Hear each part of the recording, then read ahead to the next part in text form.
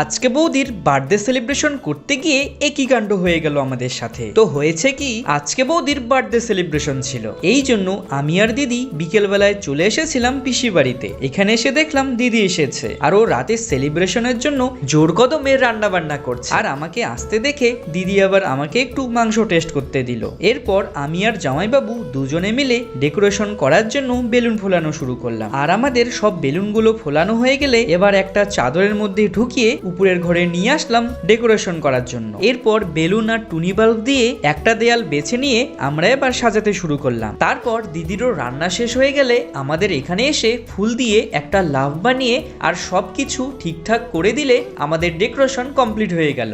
এবার কিছুক্ষণ পর দাদা আর বৌদি বাইরে থেকে ফিরে আসলে বৌদি আমাদের সারপ্রাইজ দেখে ভীষণই খুশি হয়ে গিয়েছে। তারপর দাদা রোমান্টিক ভাবে বৌদিকে ফুল দিতেই শুরু হয়ে গেল আজকে বৌদির বার্থডে সেলিব্রেশন। প্রথমে কেক কাটা হলো আর তারপর একে একে বড়দের আশীর্বাদ আর সবার গিফট দেওয়া শেষ হয়ে গেলে আর সবার শেষে বৌদিকে কেক খাইয়ে আর বৌদির হাতে কেক খেয়ে আর সবাই মিলে গ্রুপ সেলফি তুলে আজকের মতো এই ভিডিওটা এখানেই শেষ করলাম।